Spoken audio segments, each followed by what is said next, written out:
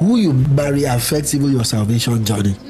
The Bible says that, Jesus said, I am the way, the truth, and the life. But who you marry will determine if you will enjoy that journey or not. There are people who, most wives will say, they are prayer warriors in their homes. Oh, I'm the prayer warrior in my home.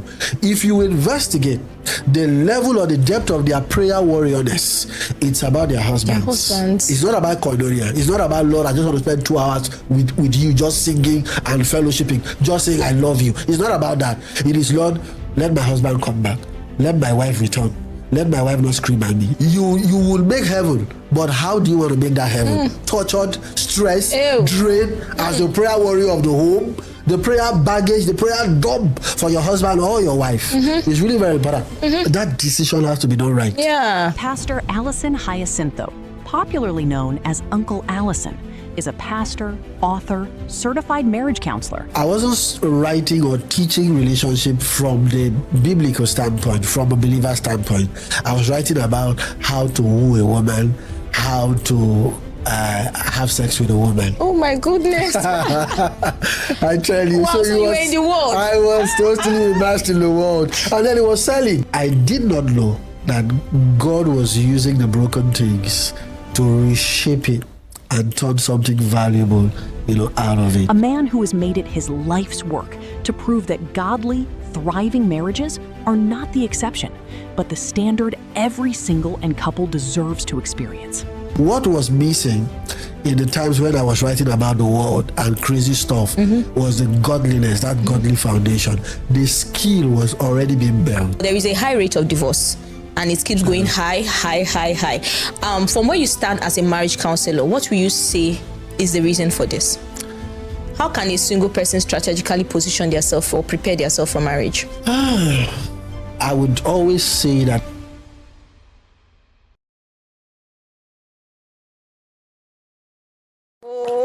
Sir, you're welcome. We are so happy to have you here. You know what makes this so special? Mr. Allison is myself and my husband marriage counselor. And it was such a beautiful experience. I mean, very, very beautiful experience. I was sharing behind the camera how that there was something, me and my husband were having this little back and forth on the traditional wedding, right? And all. My husband just did not understand it. And so it was a matter that I did not believe would be resolved. There's a way you just believe you cannot change somebody's heart. Is focused on this and that. And so something was telling me, bring it up in the marriage council. I was like, that because we have like a schedule. This is what we're talking about this week and all. So I just felt like maybe there's no way to put it. So I think you were talking about marriage at the point. Then I was like, let me just ask him. And very simple. And I think one thing my husband was talking about is the fact that you understood him. When he mentioned, this is my reason, you understood him for him. And that was just a conversation. I was like, just like that. So really, really amazing time. I mean, many of the foundation, the premarital counseling that we had, even after we were married, one thing that I also really appreciate is the fact that there was this checkup. There was this way that you still cared. I remember there was a time that even after we were married, that we still called you for a session. We had a session and you did not even say, oh, maybe you come and pay or start again. And I was like, wow, this is someone that just really cares and really, really beyond the fact that it's a premarital counselor, you would really want to see that the marriage thrive. And it's such a beautiful experience. I mean, if I look at where we are today, myself and my husband, I feel like that time, the foundation, the seed was really sown. And I just want to say thank you, sir. We are beyond blessed to have you here. Thank you. Thank you for having me. Thank you. I'm so proud of what God is using you to do. In this season, on this level, it's amazing. And for you and your husband as well. I remember when you two came into premarital counseling and then we were just trying to navigate our way through so many obstacles and all of that. But one thing was just totally convincingly sure with the both of you. It was the fact that you two were sure that God wanted you to get married. So every other thing, it was easy, including the conversation you're talking about, how that I answered that question and everything just de-escalated. It was because, God was already involved from the beginning. so it just makes it easy. So I want to say thank you for having me. It's a pleasure, and I know we'll have a wonderful time. Yes, sir. I want to hear about your journey into becoming a marriage counselor. Is it that before you got married, you knew that you'd be a marriage counselor? But how did the whole journey into becoming a marriage counselor, how did it start? The whole journey. Well, mine is a little bit controversial, and I'll be happy to share as well. I started writing on relationships when I was in the university. I went to Unical, and then I started writing on relationships and on marriage. I was still very chronically single then, single to stupor. And then I wasn't married, but then I was talking on marriages and relationships, and then it was amazing. But guess what? I wasn't writing or teaching relationship from the biblical standpoint, from a believer standpoint. I was writing about how to woo a woman, how to have sex with a woman. Oh my goodness. I tell you. Wow, so you were in the world. I was totally immersed in the world. And then it was selling. I had a lot of, those campus websites, those days when website was a thing, and campus magazines, they were all coming to sign me up to their blog post, campus magazines, to feature my articles. Wow. I was that good. Wow. I'm telling you, but there was nothing about God in it. It was just so carnal, about different stuff and sex and how to get a woman laid and all of that. And so that's how I started writing. I did not know that God was using the broken things to reshape it and turn something valuable, out of it. Wow. So that was how I started. I started like that for a long time. And then at a point, I found myself shifting from how to get a woman laid to how to do it the godly way. I found God in my university days, and then it shifted the whole thing for me. Wow. What was missing in the times when I was writing about the world and crazy stuff was the godliness, that godly foundation. The skill was already being built. The wisdom was already being built. The confidence to speak to a crowd was already there. So when God found me, it just rebranded the whole thing. But the skill set, the wisdom was already being built. So I built capacity for kingdom things with carnal methods. You see that? Yes. So that's my journey. So I've been counseling through single people, married folks, even before I got married. It's very possible sometimes for people to you can walk in your purpose, but out of the will of, sometimes people ask me questions that, you see people singing and they are doing well, but they're in the world. They might really be called by God to sing, but what is missing is the God factor. It's a God factor. God might be using the secular platform to train them for the gospel platform. So what is missing is that encounter moment where they'll have to make that transition to say, okay, all of this, I want to use all of this to serve God's purpose now. That's just what's missing. So let me ask you a question, sir. So being a marriage counselor, I know that you've been a marriage counselor for a long time. Did you face this criticism of people saying, because I hear people say, there's nothing like, it's a marriage ministry, because what you do is beyond, because me, I even used to see you more as a pastor. Like sometimes I watch you when you're preaching and but do you face that criticism? Because sometimes I see it online. People say there is nothing like marriage ministry and do you want to speak on that? I did. Very crazy stuff. I remember way back many years ago, I got an invitation by the most the richest woman in Africa at that time, and then it was a big platform for me. If I got on that platform, I would have been known all around the world, I tell you. And then everything was booked, date, everything. I got contacted by the PA, said team of the meeting, everything, and then they called me back to ask, am I married? I wasn't married at that time. And then I said, no. Are you a pastor? And then I said, yeah, it's a marriage ministry. And then they said they will get back to me. They never did get back to me. Wow. I felt broken. I felt disappointed, like, what's happening? And there have been times where I've tried. I'll be very honest. There have been times where I've tried to say, let me do it the secular way. Just teach on, 10 ways about, 10 things about love, 10 ways about, the motivational part of marriage. Why? Because of the pressure to say there is no such thing as a marriage ministry. But there is. We are called to different ministries. We can't be jack of all trades. Yeah. Yes, the Bible is one and universal, but then God has equipped us to function in different areas that represents Him. So there is such a thing as a marriage ministry. Wow. Everybody is into ministry anyway, one form of ministry or another. Yeah. The market woman is into ministry. The lawyer is a minister. The banker is a minister. So why shouldn't a marriage counselor also be a minister? Yeah. Well, I want to pick something from what you've said. You talk about the motivational part, and do you want to go deeper in that? Like, there is a motivational part of marriage, talking about marriage, like being a counselor. There is a motivational part of just being a counselor where there's no depth, just things that flatter the ears. 7 ways. 7 ways to love, 5 ways to have sex in the morning, 3 ways to find a spouse, and then there's no depth there. There is no foundation there, but when your teaching is deep, especially when it is rooted by the word of God, it makes it more meaningful.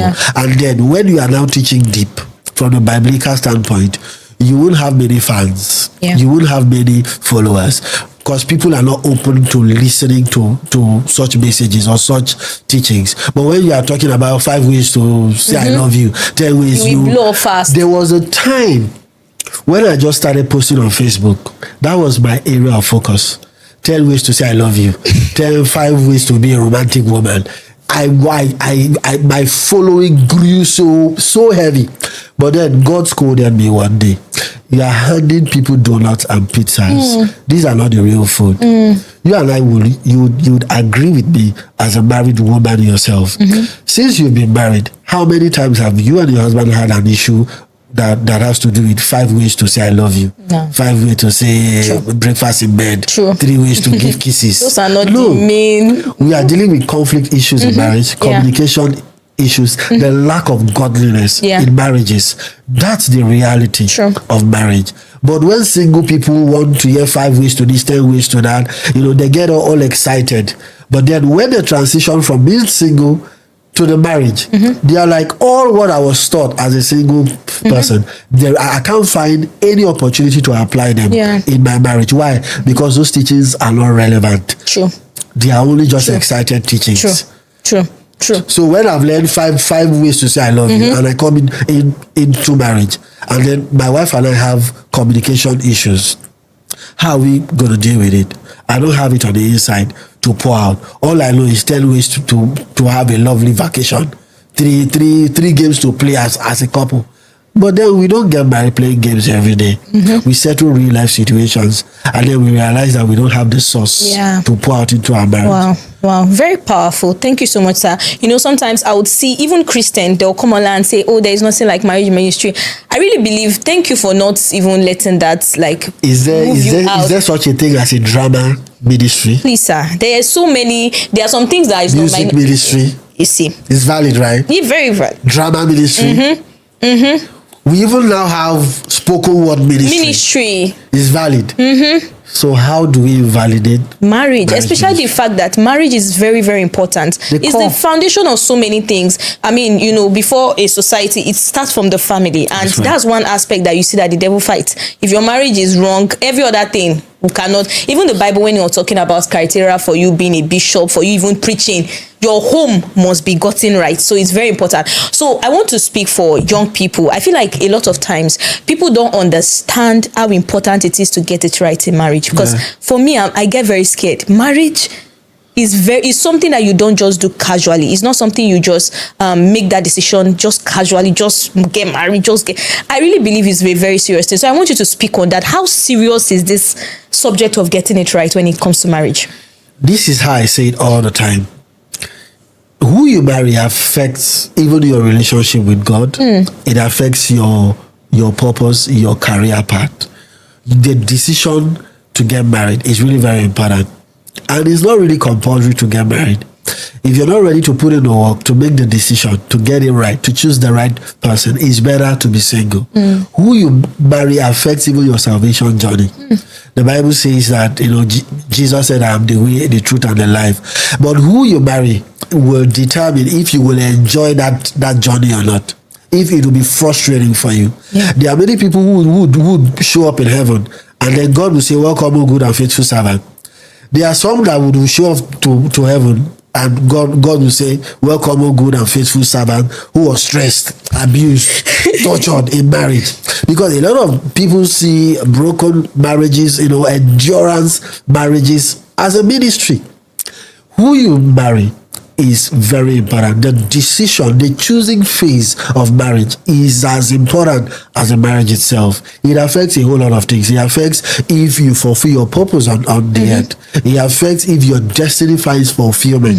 It affects your relationship with God. They are very wonderful people who have great and strong relationship with God, but terrible marriages, and their marriages often affect the way they relate with God. I've heard, just imagine a wife who's married in a bad marriage, made a wrong choice of a husband, and then all her prayers, 21 days of fasting and prayer every single day. Her husband to change. Lord, let my husband change. Let my husband come home. There are wives who even pray about, let my husband come home and eat my food. Ew. Let my husband not sleep out today. I'm telling you, it's a genuine valid prayer point. It's a 21 days Mount Zion experience for a lot of wives. Let my husband say I love you. Let my husband not shout at me today. Let my husband even apologize for what he is wrong. It's a prayer point. And then God will be like, where is the place of koinonia? There are people who, most wives will say, they are prayer warriors in their homes. Oh, I'm the prayer warrior in my home. If you investigate the level or the depth of their prayer warriorness, it's about their husbands. It's not about koinonia. It's not about, Lord, I just want to spend 2 hours with you just singing and fellowshipping, just saying I love you. It's not about that. It is, Lord, let my husband come back. Let my wife return. Let my wife not scream at me. There are husbands who will stay in the car after work and fellowship in the car than go home to be with their troublesome wives. A wife once told me one time that when she wants to pray in the Holy Ghost, pray in tongues, she doesn't pray in the house if her husband is around. Her husband considers it as noise. So she prays when the husband is not home. And sometimes she prays for the husband's car to develop a fault or for a terrible traffic. For her husband to get stuck in traffic, to buy her 1 hour or 30 minutes of alone time with God.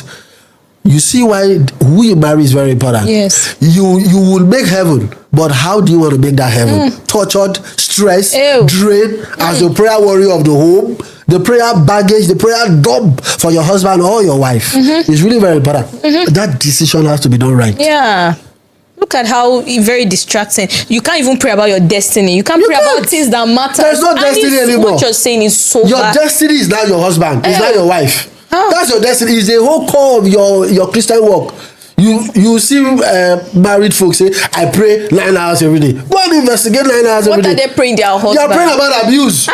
They are praying about communication issues. Lord, let my husband apologize. Let my wife let me just have peace in the house. Husbands would take a retreat to have peace in their marriages. That's this serious. You are saying is so true, Valley, because as you are speaking, I'm picturing situations that I've seen in this my small life, situations I've seen. That's what you're saying is very, very valid. So I'm very curious. As a marriage counselor, you've seen so many cases. I want to hear the worst one you've seen, that someone made a bad choice and it damaged their life. I want to hear a story. The change of identity. That's the biggest one. The change of identity. There are people who, in their single season, were very good, like very calm and gentle.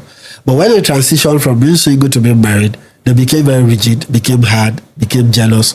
All of those traits that they never had as a single person, they began to develop all of those negative qualities as a means of survival, as a means of adaptation. Just imagine, as a single person, you have a large heart. You could trust even without question. You are married to somebody who constantly, puts you on high jump. You can't trust their good morning. You can't trust their good evening. And then that person, in order for you to survive such a marriage and adapt to such a husband or a wife, you have to learn investigative skills. You have to learn how to clone a WhatsApp. You have to learn a lot of stuff. Those things that were not normally you.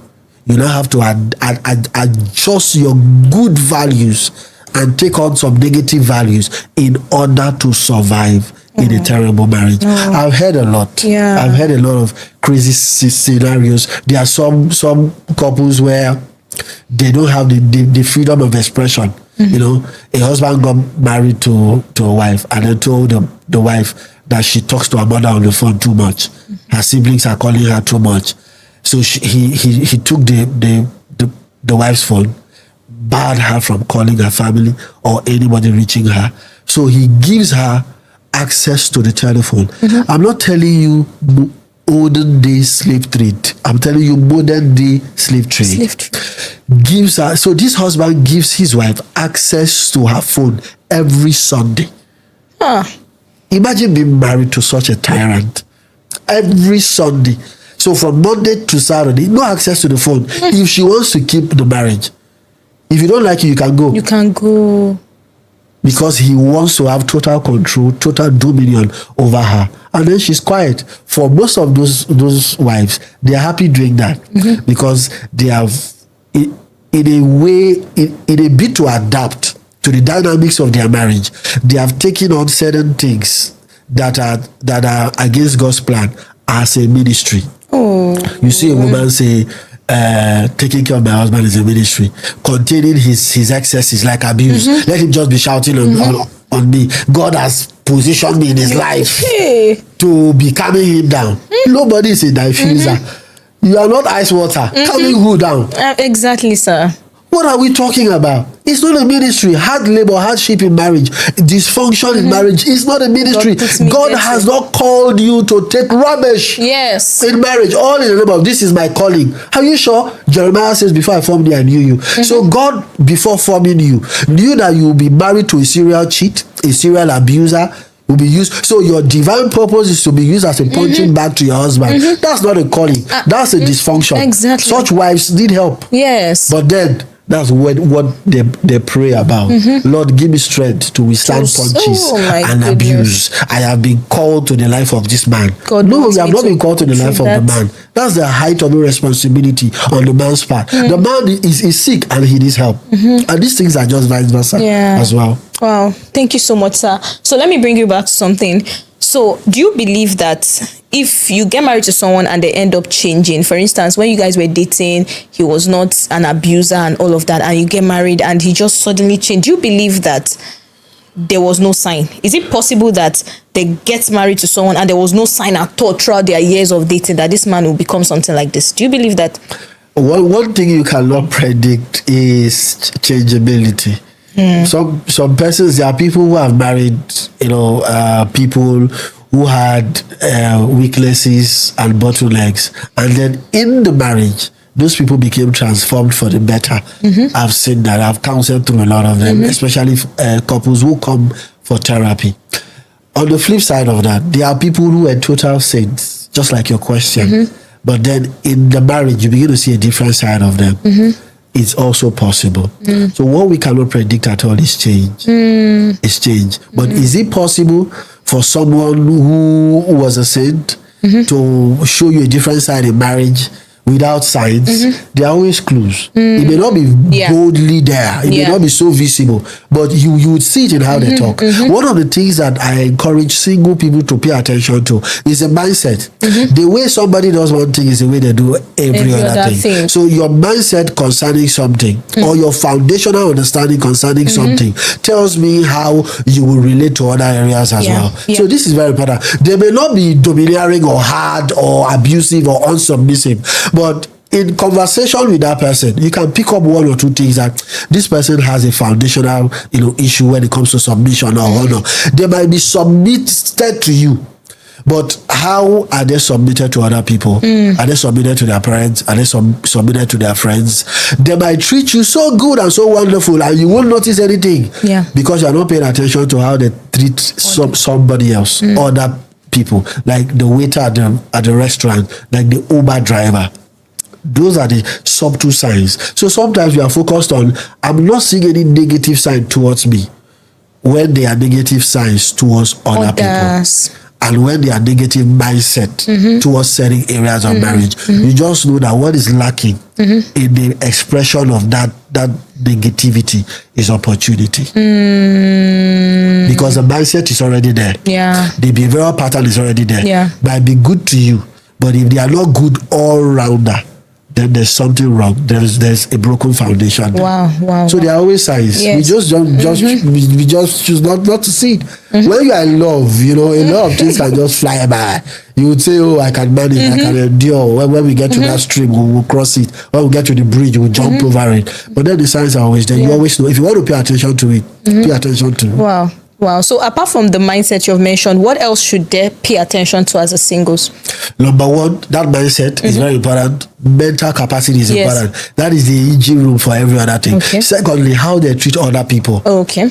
Is very important as well, how they treat other people. Thirdly, engineering, conditioning from home. The fruit never actually falls too far from the tree. So when you look at the family and you see that they have siblings who have something wrong with their heads, or parents who are abusive, or have qualities that are not, accommodating, you already know that your spouse or that person had picked up something from childhood. It's always there. It might not be dominant.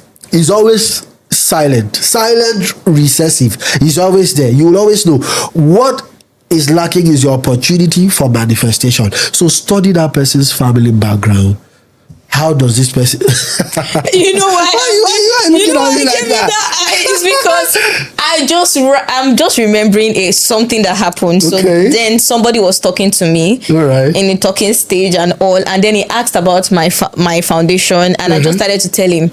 And the next thing, he ghosted me and later said, I can't be with you. He could not deal because of but my family background. I did not choose the family I came out from. I did not choose to be there, but you can choose whether or not to remain there. Yes, you but I thought he judged me for my family. Yes. So what he failed to do was to study you. Me. Have you broken out of that engineering, that conditioning? To be honest, I won't lie to you. Conditioning affects the potency of marriage. It's true. What you grew up seeing your father do, your parents do, the normalcy in your parental marriage has a way of affecting you. Yes. There's something called the mother spirit for women, and the father spirit. True. The mother's spirit is a woman growing up to love like her mom. To take abuses like her mom, to endure like her mom, to relate, to love, or to be married to a husband like her mom. He's always there. The father spirit is a man trying to imitate the footprints of his father. This was how my father used to love. He never used to have dinner time. He never used to say, I love you. And I'm an example of that. I had to break out of that. If my wife had seen me 2-3 years before she met me, she wouldn't have been able to condone a man like me or be married to me, because I was operating in my father's spirit. Oh, I was so broken. I was dysfunctional. I was a serial dater back then. I was a mess of a man. In the university, any woman who had married me at that time, I pity that woman. And I wouldn't have healed, because getting married as an unhealed person has a way of amplifying your abnormality. It just makes you feel very comfortable in your dysfunction. You won't chase healing. This is why it is important to heal before the marriage. Where you are having to make that decision not based on a wife's pressure or a husband's pressure, but based on your own decision, your own pressure. I'm putting pressure on myself to be better. I was a mess. I grew up from a dysfunctional home. My parents were not living together. I never grew up seeing my dad saying I love you. It's alien where I grew up. Having dinner. You know those family couple dinner. Never saw that. My dad used to cook his own food. In the house. In the first man I face you. A room and parlor. He will cook his own. My mom will cook her own. I will be torn between eating dad's food or mom's food. I was so broken like that. So that was the blueprint I grew up with. I can eat out. I can be fine all by myself. I don't really need a woman. I never knew how to say I love you. I never knew how to say it. I never saw my mom and dad watching TV together, watching a movie, going to the cinema, even on Christmas Day, even when it is sponsored. They never did. The few times I ever saw my mom and dad go out was for weddings and functions. And guess what? They never held hands. They never drove out together.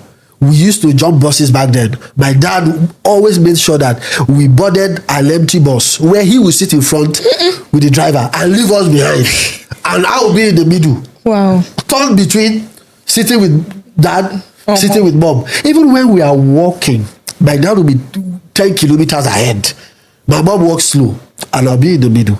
Torn between catching up with dad or slowing down for mom. My God. What woman in her right senses will get married to a man like that who hasn't healed, who hasn't transformed? Yeah. The Bible says that let our minds be transformed. Transformation only comes by the renewing of the mind, not prayer and fasting. Yes. I was a Christian, but a chronic one. Yeah. I was on campus fellowship, a disastrous leader.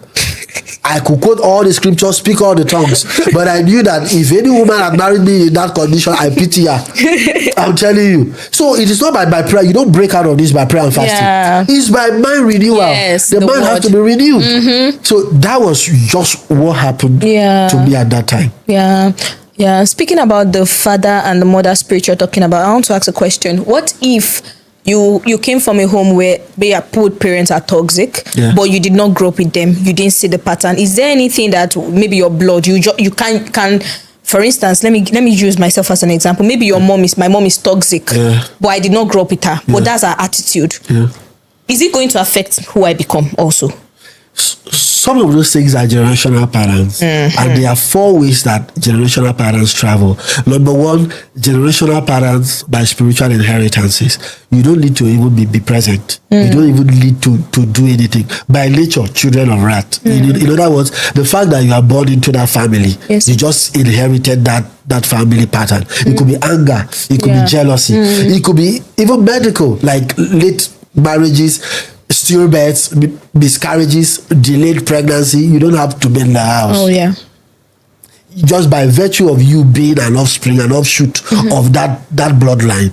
The second is generational patterns by engineering. That's the one where you live and see what's being modeled to you. The third is generational pattern by anchoring. That's the one you started on your own. It was not in the family. You are the first to start it off. Things like porn addiction, masturbation being passed down. You started it as a result of your own personal weaknesses. All right. Yeah. And then fourth one is generational pattern by anchoring. By anchoring. That one is where it's more of like an association. If I know your friends, if I know where you've been in for a long time, I can predict the fruit you produce. Oh, okay. Wow. All right. So some of these patterns, it is not conditioned on you staying there just by you being an offshoot. If your father's father was like that, your father is like that, your father's brothers are like that, their kids are also showing signs of anger, uncontrollable anger. And then if you also see yourself having anger issues as well, it's important to break out of it. Break out of it by prayer. Break out of it by distancing yourself from there. You can't defeat an enemy you are sleeping with. Sometimes disconnecting from your family is not wickedness, it's deliverance.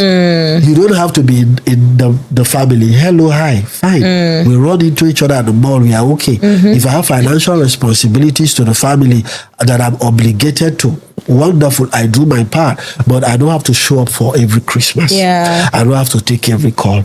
Distancing. Distancing. Powerful. I was even going to ask that, how did you break out from a pattern like that? Maybe there's someone that is saying, this trauma, this thing I've seen, I'm becoming it. What can I do? I think you mentioned prayer. That's the first. Yes, and then distancing. Very important. Yes. Thank you so much, sir. So still speaking about the singles, how can a single person strategically position themselves or prepare themselves for marriage? I would always say that the best form of preparation for marriage is preparing you. The easiest person you can influence is not your spouse, it's yourself. The easiest person who will listen to you is not your spouse, is yourself. So how prepared are you for the covenant of marriage? What are those things that, I always ask this question at singles clarity sessions, I always say, is there anything in you that would pose a hindrance to your marriage? Is there any character, any habits, anything about you that the enemy can use as a weapon against you in your marriage? I love how Jesus said it one time. He said, the enemy came and he found nothing of me that belongs to him. In other words, the accuser of the brethren came, but he could not accuse me of anything because I was clean. So is there anything you are taking into marriage right now that the enemy can use as a point of accusation, or that the enemy can magnify to bring down your marriage? Things like unhealed trauma. Are you suffering from any baggages, any form of abuse in the past that you have not healed from? Seek counseling and get it done. Do you have any character flaws that you have personalized? If you see the way some people personalize their weaknesses, you'll be shocked. And their slogan is, take me as I am.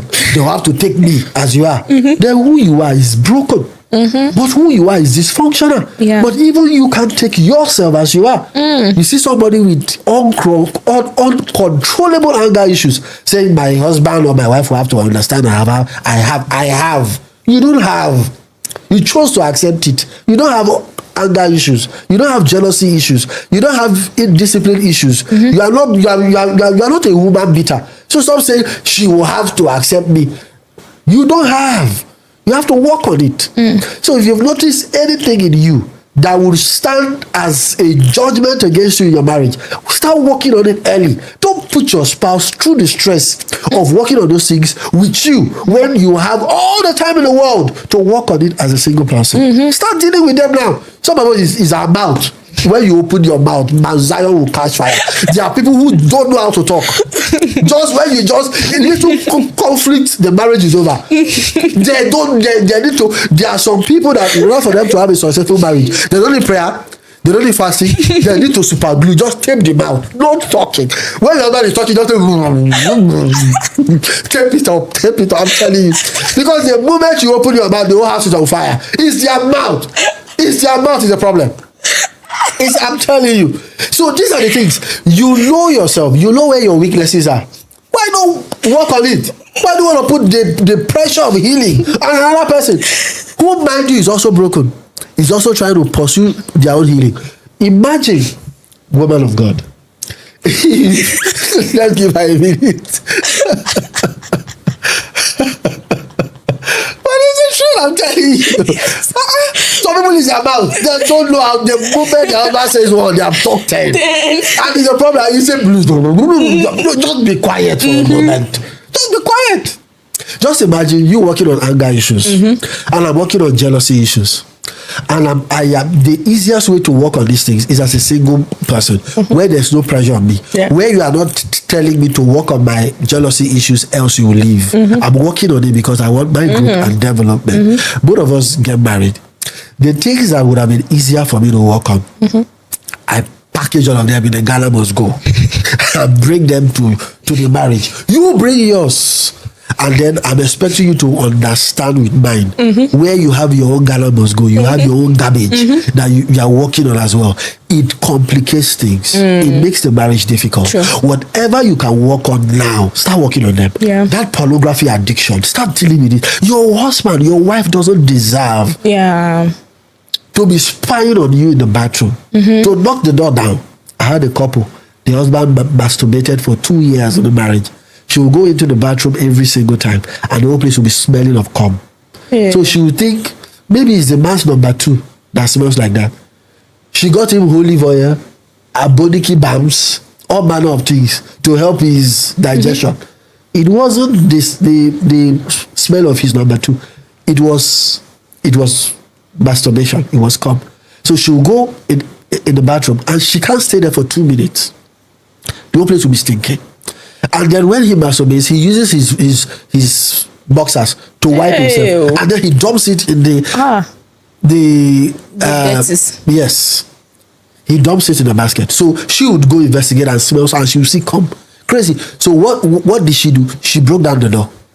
She spoiled the lock to the bathroom, and then started to monitor him going into the bathroom. He would go into the bathroom with his phone and be there for hours. So she would think, oh, it's an addiction. He's just addicted to, husbands in the bathroom with their phones just scrolling. But he was masturbating. When she broke down the door, he would go in the bathroom. The door was locked. An addiction is terrible. It removes and denies you of common sense. Because he would have known that my wife can walk in at any time because I have lost that privilege of privacy. The door is broken. He didn't think about it. When you are under the influence of an addiction, you throw caution to the wind. Yes. You become a slave to that addiction.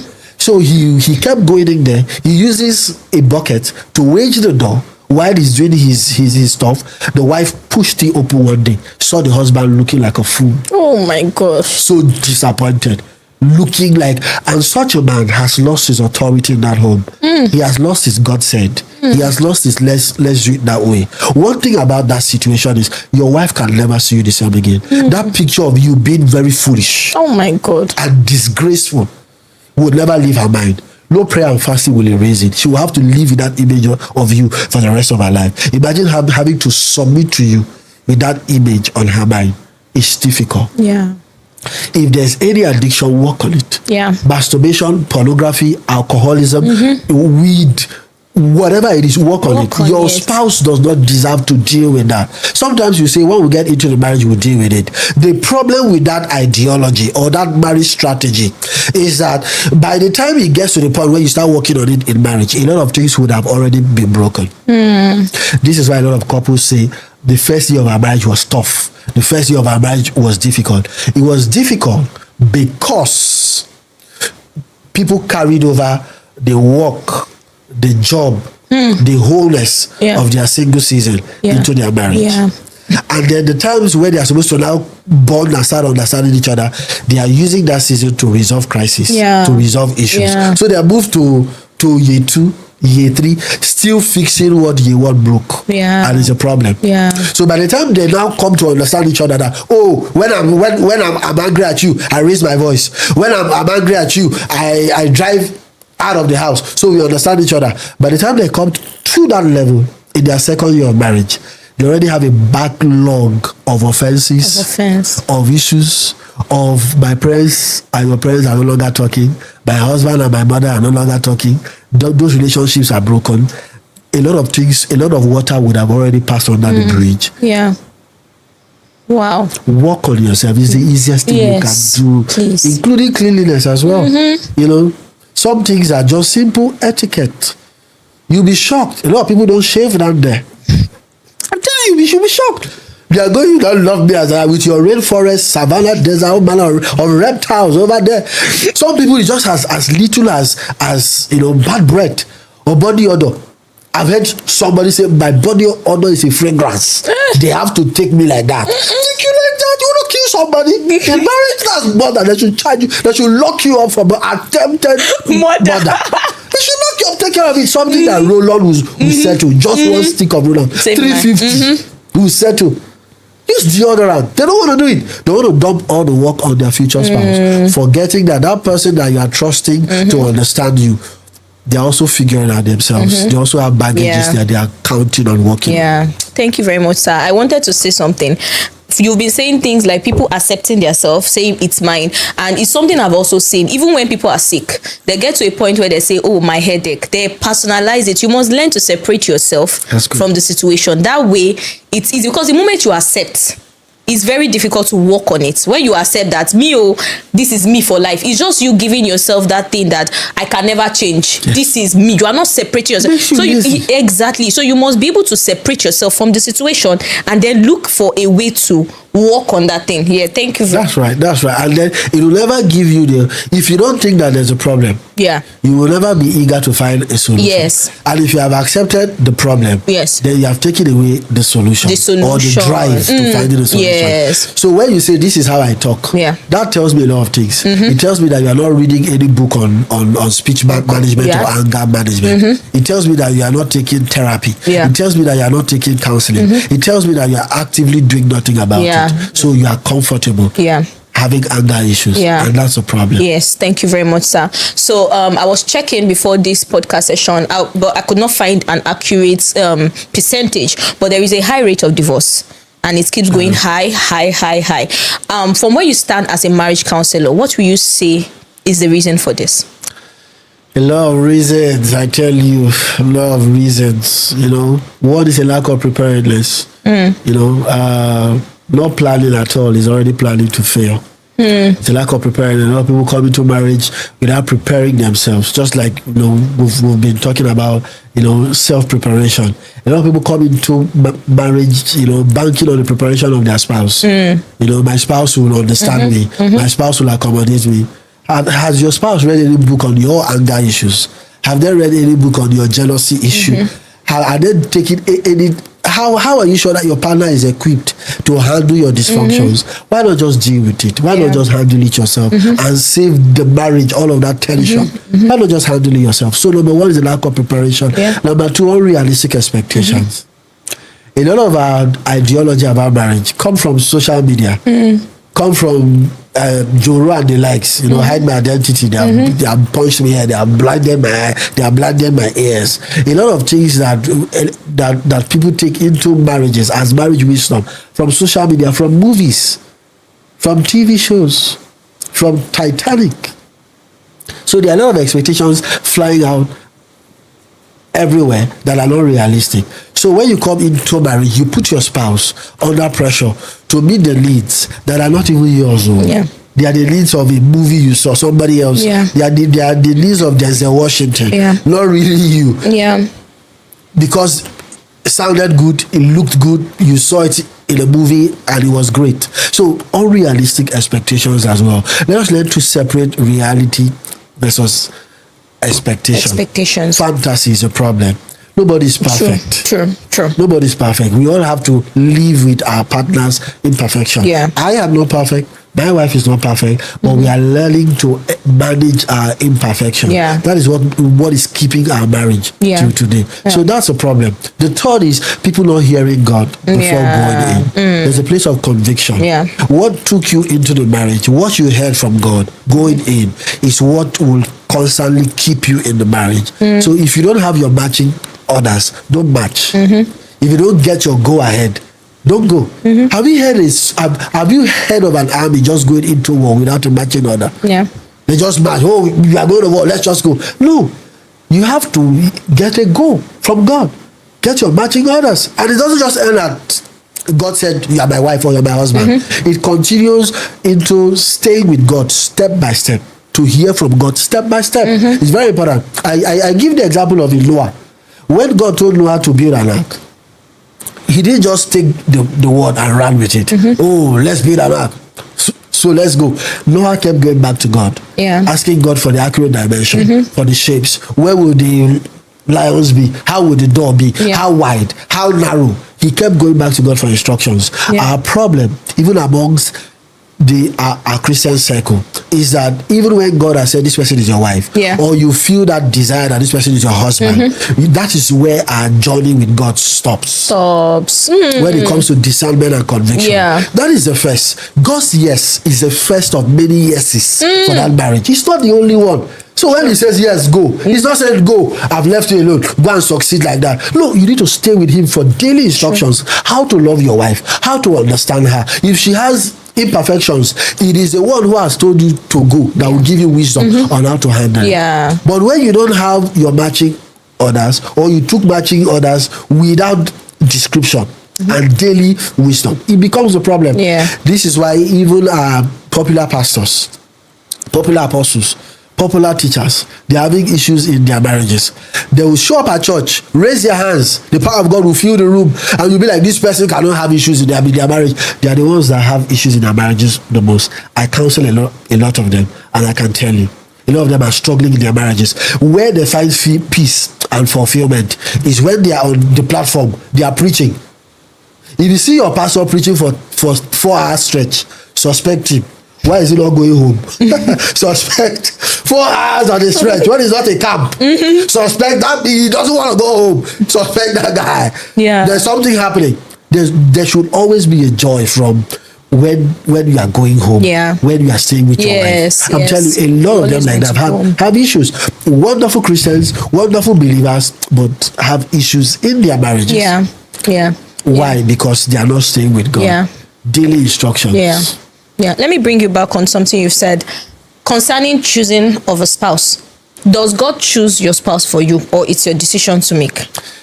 There are two answers to that, and both answers are correct.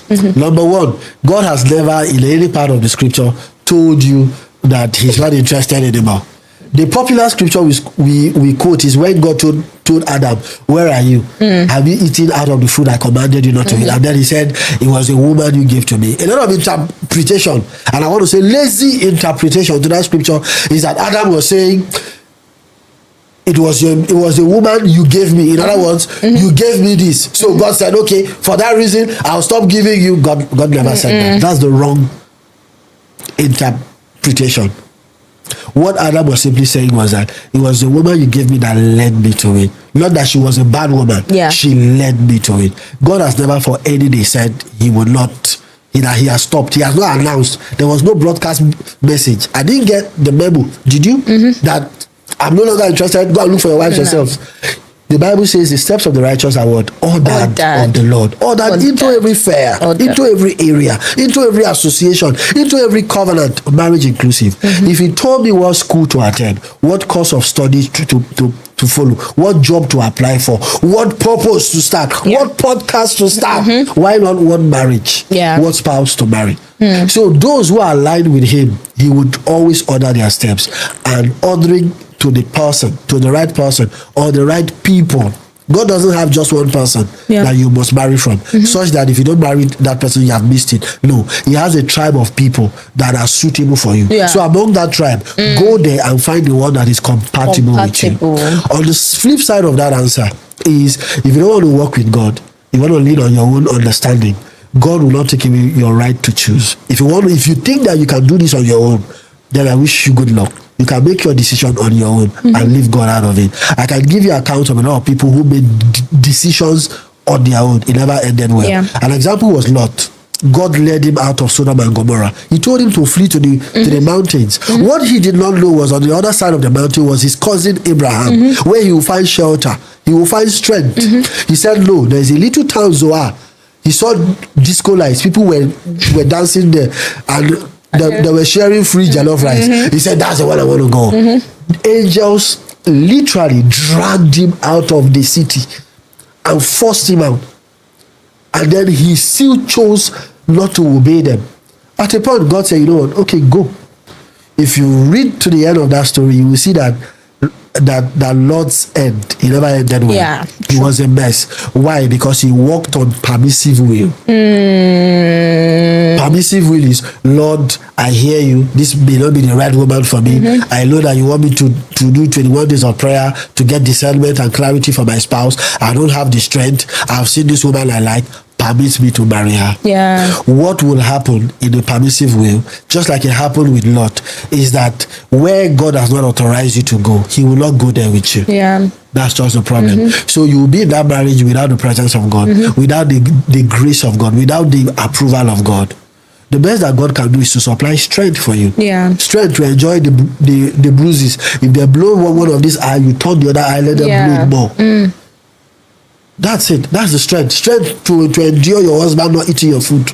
You have to have strength to cook and eat alone. That's the strength. So there are two answers. If you want to lean on God, he will order your steps. If you want to do it on your own, you can do it. But then, how many decisions have you made in your life on your own without God that you got correctly? How many of them worked? So why not let God do it? The one who knows yesterday, today, and the tomorrow that you are walking into. Just let him do it. Powerful. Wow. Okay, so I want to ask concerning marriage. You would hear the popular thing where people say, oh, women respect the man and the man is to love the wife. So can you touch on that? What does loving the wife look like? What does respecting the man look like? I think they are both the same, but different vocabularies. Love for a man is respect. Love for a woman is affection and attention. They are both the same thing, but how we express it is different. When a man says he wants to be loved, or he complains that a woman is not loving him, all he's saying is that he wants to be treated as the most important person in your life. He wants to be treated as the go-to voice in your life. Go to him for counsel. Even if you know what you're asking him about, still go to him. Make him feel like without him, you can't make a decision. That's what he's saying. So when men say respect, it's not like they are like Shango or the village masquerade, where you wake up in the morning and say, my Lord and my God, I worship you. Good morning, King. The man of yesterday, today, and forever. No, a man just wants to feel like he has a say in the house. His opinion is respected. His opinion is loved. That the wife fully trusts him, and the wife can come to him before anybody else. Yeah. A man wants to feel like a king in his own palace. He would go out to work. He would go out to be with other people. He will face pressure. He will face criticism. He would even go out to places where they will make him feel like he's not good enough. Yeah. He doesn't want to come home and be made to feel like he's not good enough. He wants to come home to a place where he's celebrated. Yeah. Where his wife will say, oh, my love, welcome. I've been waiting for you. I don't know how to turn the TV on. I couldn't watch TV, just waiting for you. Oh, I have this decision to make, and I can't make this decision. I know that if you give me an opinion, it will work better than mine. That's what a man wants to. He wants to be celebrated. The moment he walks through the door. So he's not talking about bow down and worship me, serve me 10 pieces of meat as the head of the house to show respect, or when serving me a meal, kneel down with the plate on your head. No, that's control. That's manipulation. That's coercion. When a man says he wants to be loved, he wants to be listened to. He wants you to check in on him. He wants you to say, babe, I love you. I honor you. I hear you. He wants you to listen. So even when he says something and it's not convenient for you, okay, I will do it. Another time, bring it up and say, babe, can we do it this way or that way? Make him feel like the king. Yeah. On the other side of the coin, when a woman says she wants to be loved, she's not talking about respect, even though respect is mutual between the husband and the wife. That is a constant. She's talking about affection. She wants you to notice her hair. Just imagine she made a new hair, went out, and everyone say, your hair looks nice, your hair looks nice. She comes home, the other say, go and make a bar. I'm hungry. I'm not eating. Where's my charger? Where are my boxers? Honey, have you seen my socks? Transactional relationships. Men need to break out of transactional relationships where you only talk to your wife or relate with your wife because you expect an answer or you need help or you need something. Everyone has said she has beautiful hair. She came in. You did not notice. You didn't notice her nails. You didn't notice her smile. Maybe you've been smiling a lot today. You didn't notice her countenance. A woman will be having her monthly cycle and her husband will never know. It is a height of husband irresponsibility for your wife to be on her period and you have no idea she's on her period. You shouldn't be a husband. You should be you as a husband should be wearing sanitary pads. Not your wife.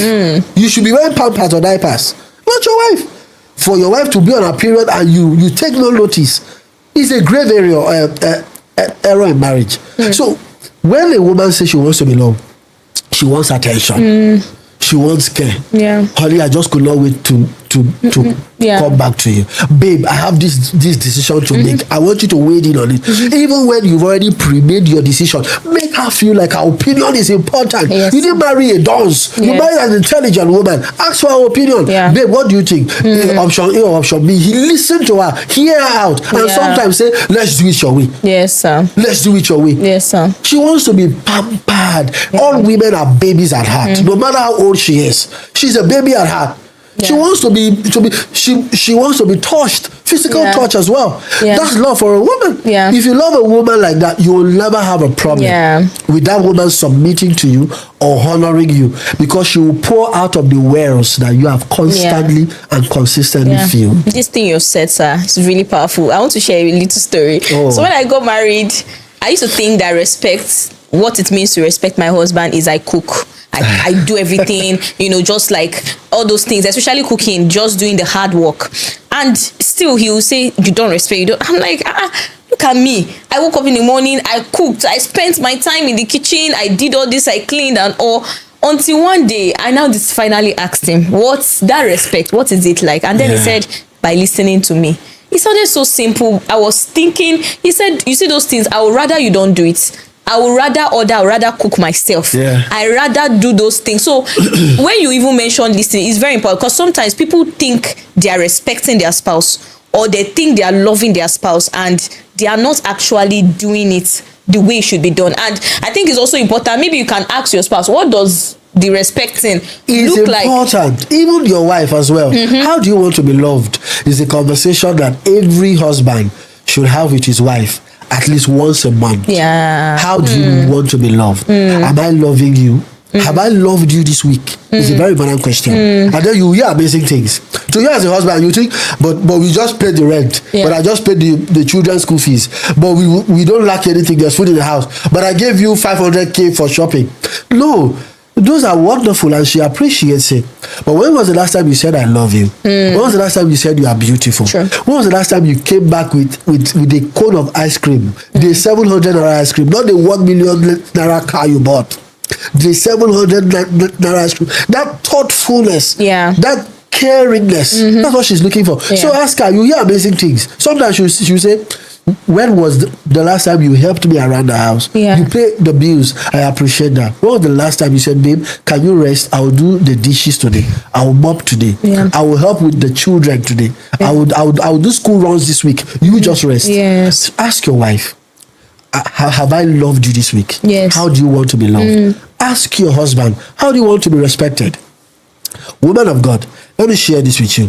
The way your husband wants to be respected, or the way he sees respect, is different from the way I see respect. Just like the example you gave, he doesn't see cooking or doing all of those things as respect. He wants to be heard. He wants you to listen to him. There are other men that they don't care about you listening. You just cook. Make sure that if it is 6 p.m., let 6 p.m. be 6 p.m. Let the food be ready. Make sure that he wakes up in the morning, everywhere is sparkling. Just make sure that you have done your school runs. He doesn't want to hear that his kids are late. Now, you are a wonderful, perfect wife. Oh, the most amazing woman in the world. When you say 6 p.m. food is ready, it's 6 p.m. When he asks you, where's my socks? You say, it's on 1, square root 2, multiply by 5. You can use mathematics to locate his socks and his boxers. You are the most amazing woman. But there are other men that they just want the simple things. Babe, let's just talk. Babe, just listen to me. Let's go to bed together. Let's see a movie together. One husband will say, if you wake up in the morning, you have to greet me first. Another husband will wake up and greet you. That's the form of respect. One husband will say, if you wake up, prostrate, my Lord and my King, you are awake this morning. You are the King of Kings, Lord of Lords, and all of that. Another husband will wake up in the morning, will wake you up with kisses, breakfast in bed. He doesn't see those things. In fact, he will greet you first. Just like my wife. I don't have a problem. If she sees me first, if this thing is a normal thing, anybody who sees each other first should greet. Like, but then this is a big respect factor for many men. A titled man would never wake up in the morning and greet his wife. You have to greet it. A cultural man will not wake up in the morning, will not do dishes with you. You have to cook, serve it, bring it. Most men will even join you in the kitchen to cook with you, will fetch down water, will clean up after themselves. They don't consider that as anything. But there are men, you tell a husband to go and fetch his own drinking water. You don't want to say they have that. Wow. So that's the thing. So respect is different for everybody. Love is also different for everybody. Always ask the question. So you will not love Peter when you are married to Paul. Thank you, sir. Thank you. So one last question. At what point should a couple separate or go their or divorce or go their separate ways? This is a big one and sometimes very controversial as well. But I'll tell you the truth. You know, the Bible says separation should only happen when there is the marital vows have been broken, infidelity or death, right? But let me ask you this question. So let's have this. It's a podcast. Let's have this conversation.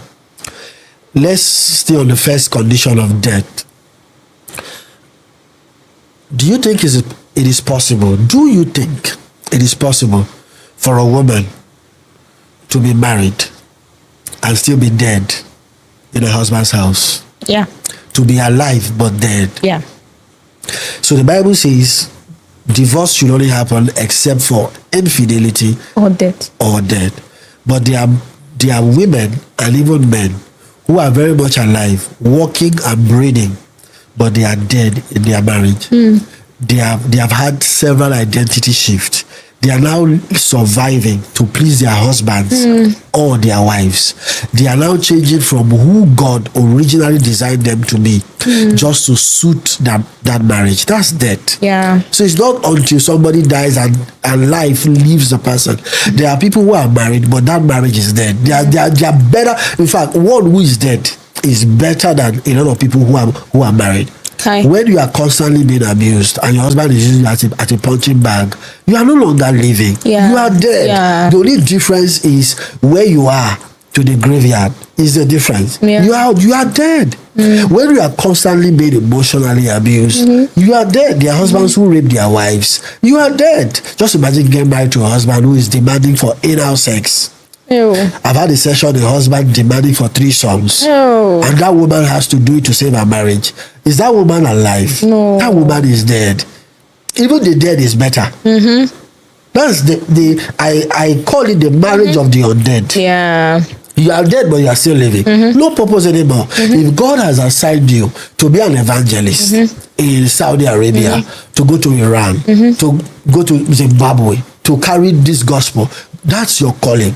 And then you get married to somebody who tells you to stay in the house and be a housewife. Just cook for me, have children, train our children. You don't do anything. No, I don't want to hear anything podcast. I don't want to hear anything write what book. I don't want to hear travel to where, do what missions.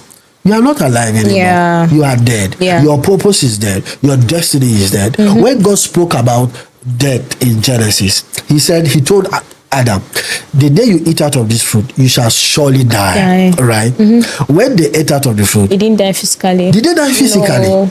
What God was talking about is separation. Yeah. He was talking about you will stop existing. Yeah. You stop functioning within the purpose that I've designed for you and I've assigned for you. Yeah. That's death. That's what God was talking about. And it's that same word death that is still used in that same passage of the scripture when the Bible says, except for death or in infidelity. Yes. But a lot of people just limit it to physical death. Yeah. You know, people who are dead in their marriages. They can't function. They don't have a say of their own, a mind of their own. You marry somebody who cuts your family. You don't talk to your parents. You don't talk to your siblings.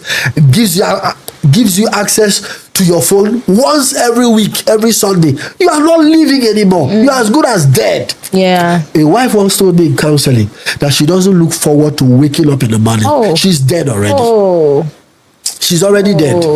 When you don't have a purpose in the morning, when you don't have a purpose to waking up in the morning, she's just staying for her kids. You're already dead. You're already dead. So when it comes to that point where you've lost yourself, where you are losing yourself, you can't find your purpose anymore. What God has called you to do is buried. Let me share this with you. There are 2 places where you will find buried and dead gifts, callings, purposes, and anointings.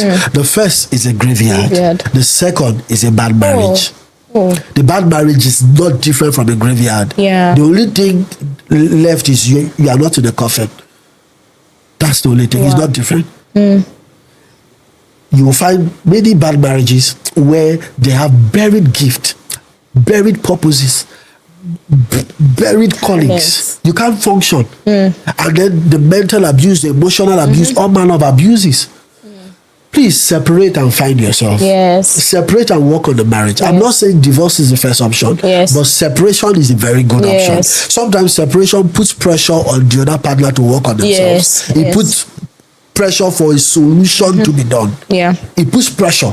So detach a bit, find yourself, find purpose for that marriage again, and then start working on things. Separation is a gift. It's not all a bad thing. I tell you, especially when it comes to it threatens life or death, like in the case that I've just explained. Yeah, thank you very much, sir. In fact, one thing I'm reminded of is the scripture that when the people came to meet Jesus about, their uncle died and all, and Jesus told them that, let the dead bury the dead. So that means Jesus was accounting that it's possible that a man is alive, because what he was saying is that the one lying down and the person that want to bury that one, there is no difference between them. So it's very possible that you are alive or you are dead. Very possible. Wow. Thank you so.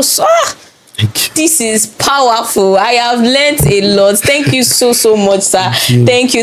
And you know what? If you're watching this and you want to learn more about marriage and all, then we cannot exhaust all the knowledge in just a conversation like this. If your counseling is very, very important for you as a couple about to get married, even when you're married. And so I'm going to be leaving Mr. Allison's details. I believe it's in the description box. If you want to book a session, register, whatever you want to do, please do well to learn more wisdom. Do well to click the link there. Thank you so much, sir, for coming. Thank you for everything that you've shared here today. I truly appreciate it, and I feel very honored. Thank you, sir. Thank you so much for watching. Do well to subscribe, do well to like, share with everyone, and see you in the next episode. Bye, guys.